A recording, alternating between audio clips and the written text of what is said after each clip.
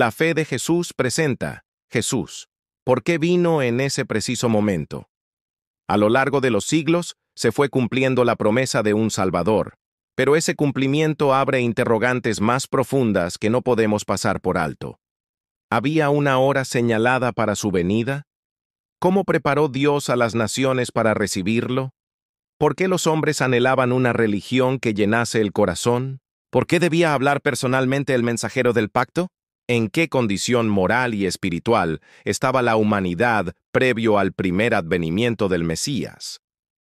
¿Cuál es el fundamento de toda falsa religión? ¿Qué habría hecho Satanás si Dios hubiese destruido el mundo en ese momento? ¿Cómo mostró Dios su amor? ¿Cómo restaura Cristo la imagen y el carácter del hombre? Estas no son simples preguntas históricas. Son verdades que tocan el presente, nos ayudan a comprender el futuro y que desafían nuestra fe. Hoy descubrirás sus respuestas. Antes de continuar, quiero pedirte un favor. Si este tema te interesa, dale me gusta y comparte este video. ¿Por qué? Porque cuando lo haces, YouTube entiende que este contenido es valioso y lo recomienda a muchas más personas que también necesitan escucharlo. Tu apoyo no solo ayuda a que este mensaje llegue más lejos, sino que tú mismo te conviertes en parte de la misión de difundir la verdad. Empecemos.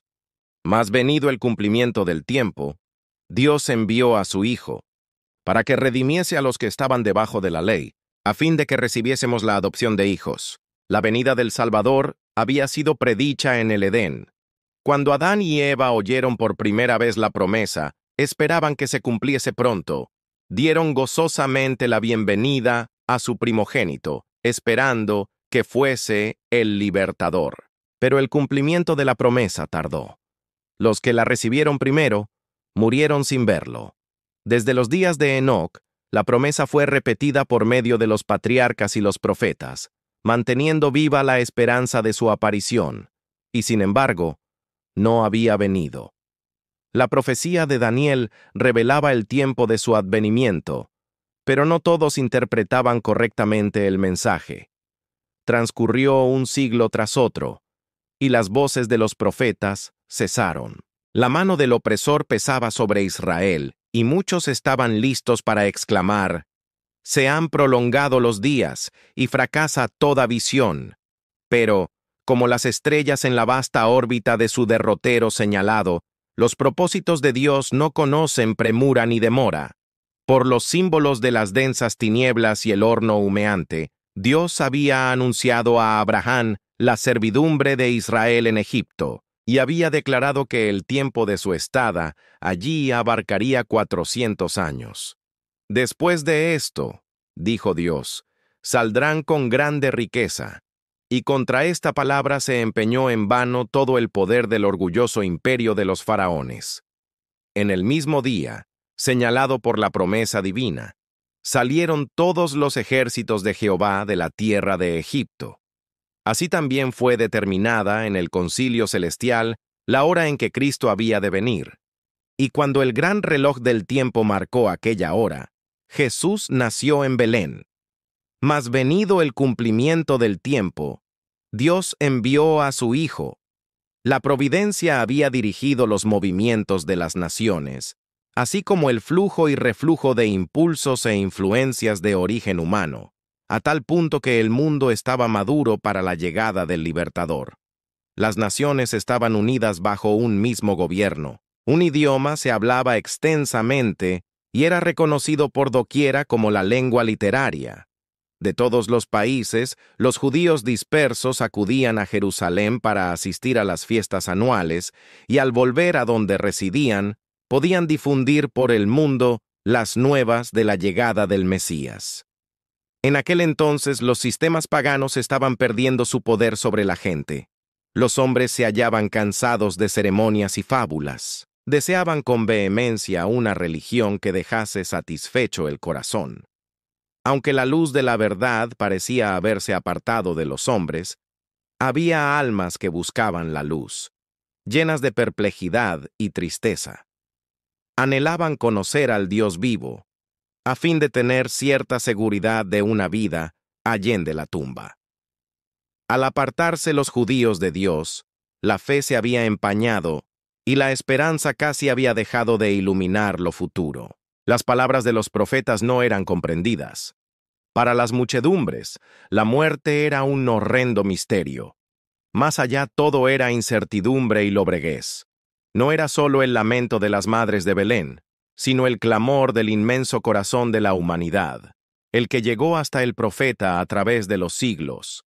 La voz oída en Ramá, grande lamentación, lloro y gemido, Raquel que llora a sus hijos, y no quiso ser consolada porque perecieron. Los hombres moraban sin consuelo en región y sombra de muerte. Con ansia en los ojos esperaban la llegada del Libertador cuando se disiparían las tinieblas y se aclararía el misterio de lo futuro. Hubo, fuera de la nación judía, hombres que predijeron el aparecimiento de un instructor divino. Eran hombres que buscaban la verdad y a quienes se les había impartido el espíritu de la inspiración. Tales maestros se habían levantado uno tras otro como estrellas en un firmamento obscuro, y sus palabras proféticas habían encendido esperanzas en el corazón de millares de gentiles. Desde hacía varios siglos, las escrituras estaban traducidas al griego, idioma extensamente difundido por todo el Imperio Romano.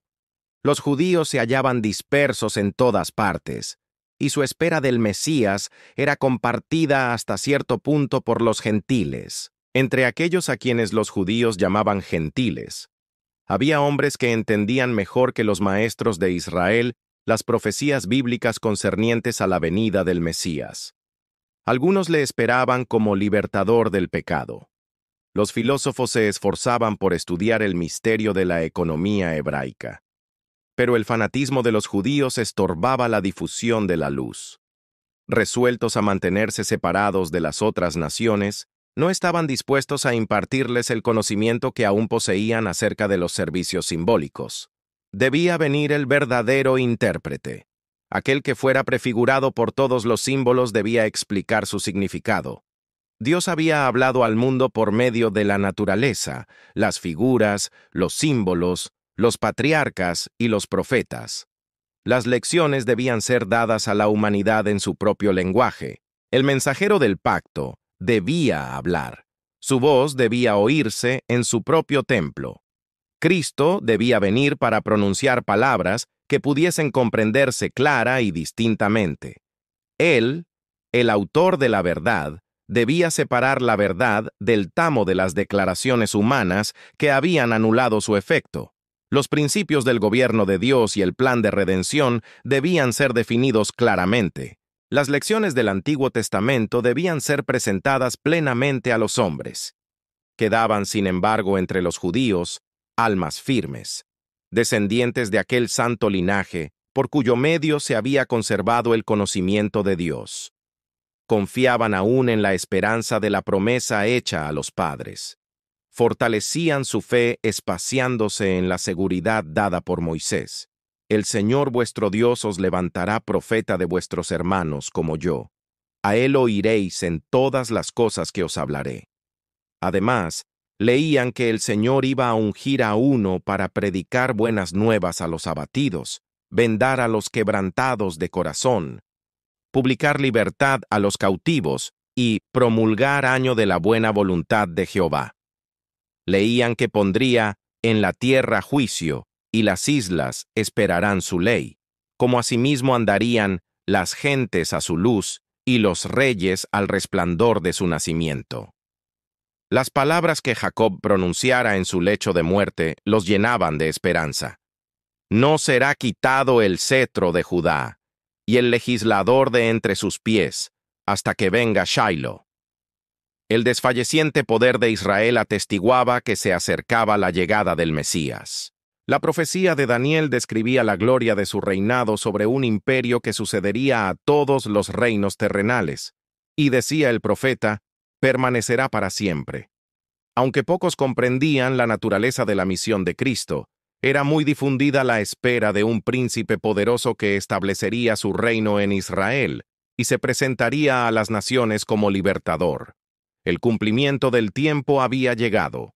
La humanidad, cada vez más degradada por los siglos de transgresión, demandaba la venida del Redentor. Satanás había estado obrando para ahondar y hacer insalvable el abismo entre el cielo y la tierra. Por sus mentiras, había envalentonado a los hombres en el pecado. Se proponía agotar la tolerancia de Dios y extinguir su amor por el hombre, a fin de que abandonase al mundo a la jurisdicción satánica. Satanás estaba tratando de privar a los hombres del conocimiento de Dios, de desviar su atención del templo de Dios y establecer su propio reino. Su contienda por la supremacía había parecido tener casi completo éxito. Es cierto que en toda generación Dios había tenido sus agentes. Aún entre los paganos, había hombres por medio de quienes Cristo estaba obrando para elevar el pueblo de su pecado y degradación. Pero eran despreciados y odiados. A muchos se les había dado muerte. La obscura sombra que Satanás había echado sobre el mundo se volvía cada vez más densa. Mediante el paganismo, Satanás había apartado de Dios a los hombres durante muchos siglos, pero al pervertir la fe de Israel, había obtenido su mayor triunfo. Al contemplar y adorar sus propias concepciones, los paganos habían perdido el conocimiento de Dios y se habían ido corrompiendo cada vez más. Así había sucedido también con Israel. El principio de que el hombre puede salvarse por sus obras, que es fundamento de toda religión pagana, era ya principio de la religión judaica. Satanás lo había implantado, y doquiera se lo adopte, los hombres no tienen defensa contra el pecado. El mensaje de la salvación es comunicado a los hombres por medio de agentes humanos. Pero los judíos habían tratado de monopolizar la verdad que es vida eterna. Habían atesorado el maná viviente, que se había trocado en corrupción. La religión que habían tratado de guardar para sí llegó a ser un escándalo. Privaban a Dios de su gloria y defraudaban al mundo por una falsificación del Evangelio. Se habían negado a entregarse a Dios para la salvación del mundo y llegaron a ser agentes de Satanás para su destrucción. El pueblo a quien Dios había llamado para ser columna y base de la verdad, había llegado a ser representante de Satanás. Hacía la obra que éste deseaba que hiciese, y seguía una conducta que representaba falsamente el carácter de Dios y le hacía considerar por el mundo como un tirano. Los mismos sacerdotes que servían en el templo habían perdido de vista el significado del servicio que cumplían. Habían dejado de mirar más allá del símbolo a lo que significaba. Al presentar las ofrendas de los sacrificios, eran como actores de una pieza de teatro. Los ritos que Dios mismo había ordenado eran trocados en medios de cegar la mente y endurecer el corazón. Dios no podía hacer ya más nada para el hombre por medio de ellos. Todo el sistema debía ser desechado. El engaño del pecado había llegado a su culminación. Habían sido puestos en operación todos los medios de depravar las almas de los hombres. El Hijo de Dios, mirando al mundo, contemplaba sufrimiento y miseria. Veía con compasión cómo los hombres habían llegado a ser víctimas de la crueldad satánica. Miraba con piedad a aquellos a quienes se estaba corrompiendo, matando y perdiendo. Habían elegido a un gobernante que los encadenaba como cautivos a su carro. Aturdidos y engañados avanzaban en lóbrega procesión hacia la ruina eterna, hacia la muerte en la cual no hay esperanza de vida, hacia la noche que no ha de tener mañana.